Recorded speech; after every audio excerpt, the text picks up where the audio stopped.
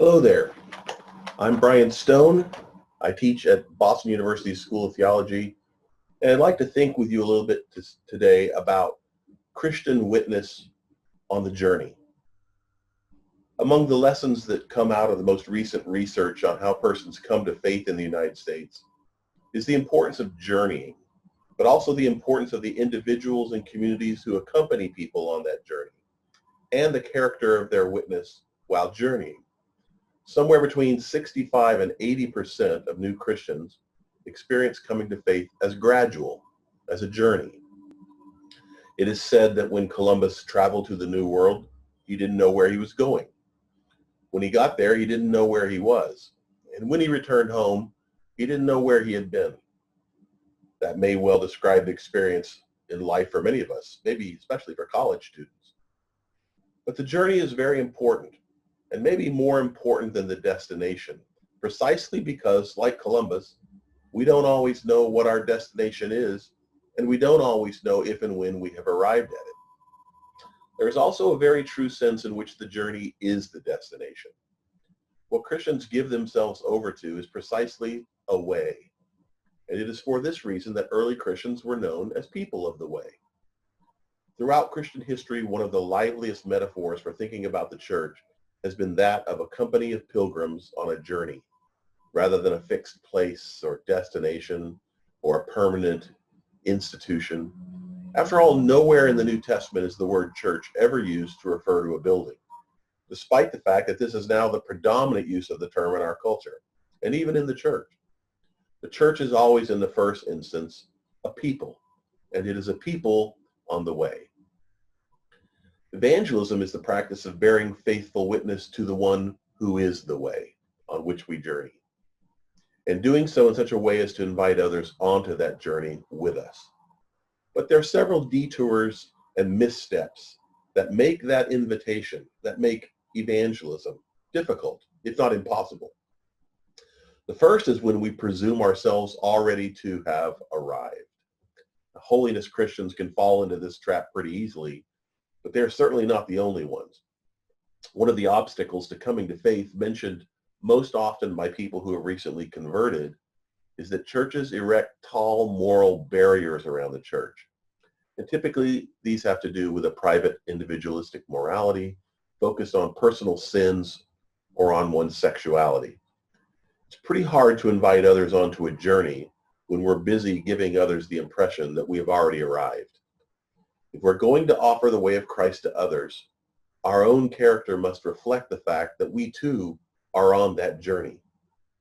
People who make new commitments to Christianity frequently report the importance of those who come alongside them as a fellow pilgrim. A second distorting possibility is that we take up the journey, but as tourists rather than pilgrims. For ancient pilgrims, the journey was always as important as the destination. And so pilgrims received instructions about where to stop to pray, where to spend the night, and so forth. Each step along the way was part of a sacred itinerary to be inhabited, even if only as a stop along the way. The tourist, by contrast, is not so much a participant as a consumer, focused on getting to a destination which is little more than a commodity. Pilgrims, however, give themselves over to a way designed to transform them, including the transformation that comes from fellowship with a company of pilgrims who are also on that journey. If the destination is all that matters, then the way becomes unimportant, and Christians start to take shortcuts in order to secure conversions. Almost anything goes, and our character as Christians means less and less. All that matters is results. But evangelism can never be measured only by the conversions it produces, but rather by the character of our witness. In fact, for those of us in Wesleyan traditions, the goal of evangelism can never be conversion. The goal is holiness. And when holiness is your goal, you do evangelism differently.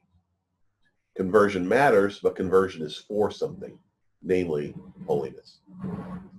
Tertullian, one of the church fathers in the 2nd century, insisted that people are made, not born Christians. And we know that by at least the 3rd century, the process of making Christians could take up to 3 years. Given the rival formations by our nation, the consumer culture in which we live today, is there any reason to believe that conversion to Christianity will take place any faster? The problem is this: when the practice of evangelism becomes so preoccupied with intrigue that it loses sight of the journey itself, it is then capable of being taken over by a logic foreign to the journey and even antagonistic to it.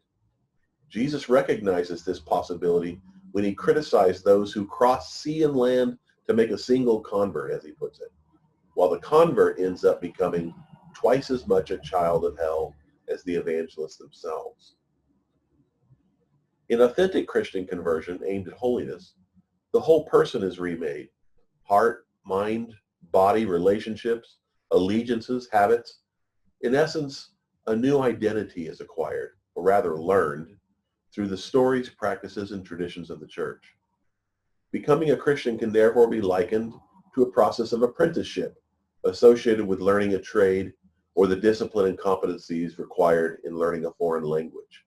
Conversion takes time, proceeds differently for different persons, and often includes periods of intense change where enough small changes over time can produce an entire shift in gestalt or worldview.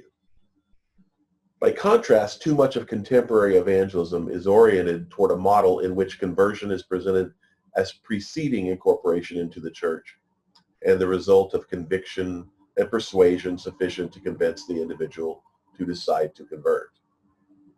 In the latest research on how people come to faith in the United States, we see one pervasive fact: more often than not, belonging precedes believing rather than believing preceding belonging.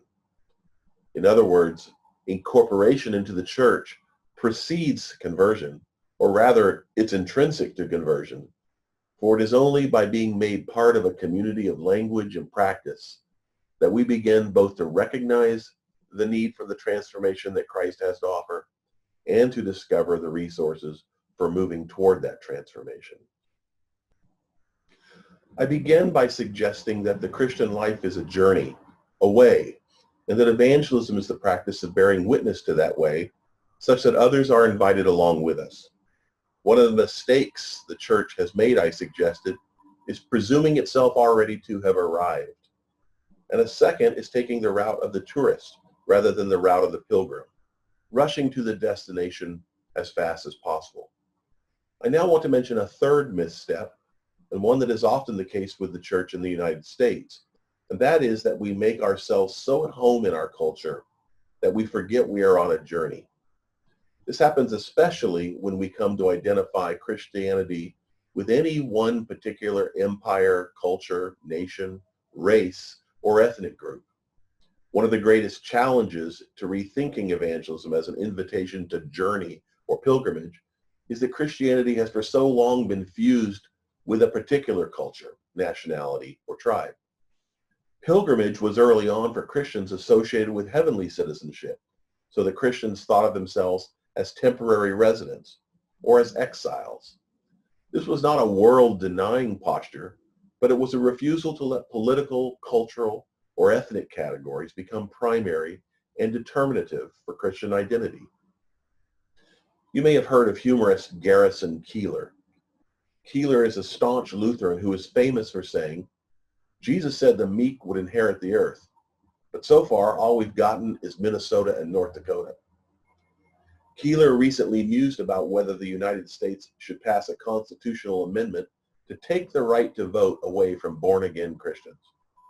His reason was that born-again Christians are citizens of heaven, and it is there that their citizenship lies.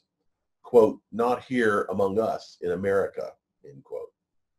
Keillor went on to observe that we don't let Scandinavians vote in our elections. We don't allow Canadians either, even though they might be perfectly well informed on the issues. So why should we let people vote in the U.S. elections who claim their primary citizenship elsewhere? Now, the first mistake Keillor made, and of course he's operating tongue-in-cheek, was associating heavenly citizenship with only born-again Christians. All Christians should claim their primary citizenship in God's commonwealth, not just born-again Christians.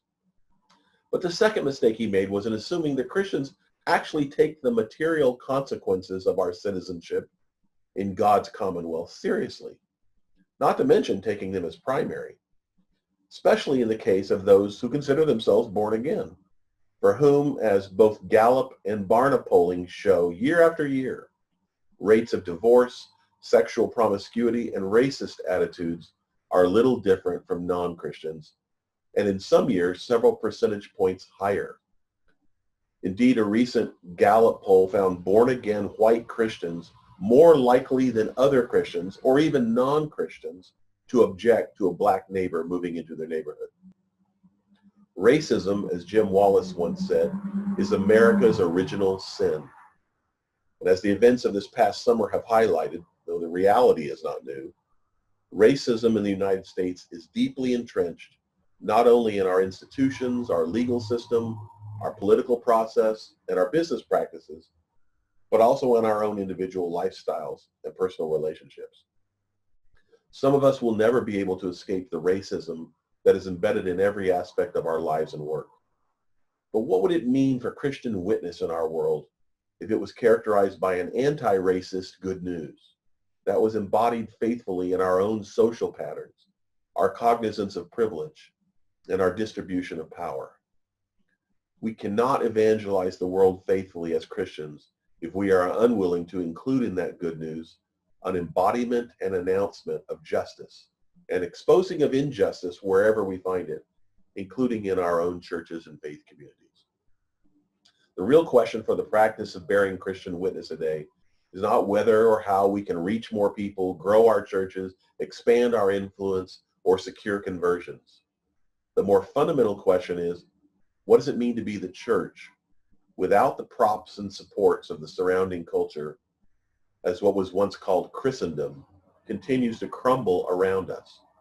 We should be glad that those props and supports are disintegrating. Ancient forms of Christian witness are once again possible as Christians reclaim the visible deviance of a church whose identity is not that of chaplain to the empire. Church growth experts often talk about the importance of the visibility of the church, but they typically do so in terms of prominent locations for our church buildings, good signage, or great advertising. This kind of visibility, however, poses no real threat to the pretensions of empire. Any church today that would evangelize the world in a post-Christendom context will have to recover a very different and more ancient kind of visibility, associated instead with an unmistakably distinctive way of life together. It's actually an exciting time to be a Christian, especially if one aspires to be a Christian deviant, or as they are referred to in the New Testament, saints. The reign of God is not real because we make it so, but God's work in the world is made visible and inviting for others when we place ourselves into the Spirit's hands and reject any attempt to gain a foothold or cultural advantage in the world for ourselves. The church's first and primary mission is to live as citizens of the commonwealth of God in front of a watching world. And make no mistake, the world is watching. That is why what the gospel needs most in our time is ordinary saints, in whose lives the gospel is visible and true. It needs disciples for whom life is a pilgrimage, and for whom Jesus is to be followed with or without the support of our culture.